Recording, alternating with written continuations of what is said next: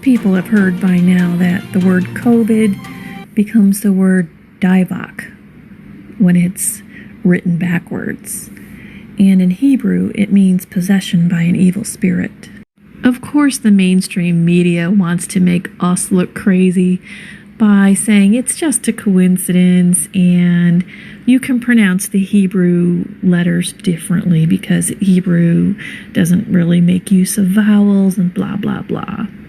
Well, I'm going to refute that right here and now to show you, yes, it is deliberate and they are using it deliberately.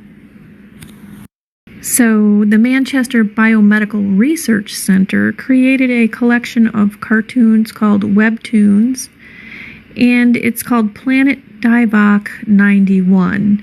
So, even the 19 is backwards. Many of you already know that Satanists have been using reverse speech for a long time, and also backward masking in music.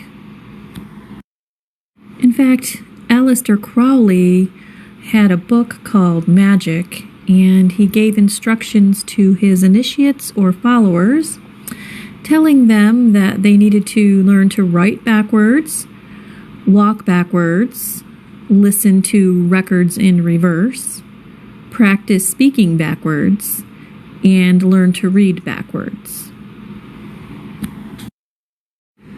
Okay, here's where it gets serious, and this really concerns me. There is an organization called Divoc. So I'm posting the picture of the first page of their website. I encourage you to go there and check it out. The website address is divoc.org.in.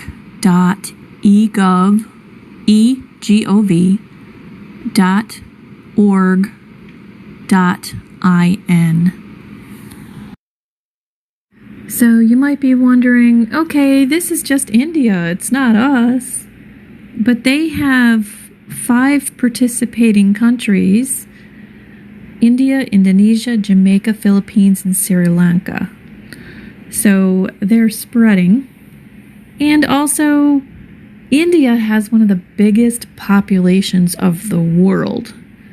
Now, the United States is just a speck compared to their population, so Satan wants to cover the big areas first. Now, I noticed something. Have you heard of neurolinguistics? Now, look at their logo. Do you see that the DI is a different color than the VOC? So that made me think of something. What is the abbreviation for vocation? VOC. What does it sound like? Die for your vocation? Divoc. We also have Divoc Laboratories in New Delhi. All right, now we have the clothing line, Divoc Couture. And they say on their website, where making people sick is now in style. And this is really a company, and it's out of Chicago. And look at their little logo there with the snake and the butterfly and the roses. That tells you a lot right there, doesn't it? Well, I don't want to make this video too long, so I'm going to wrap it up. Back to the comic book series.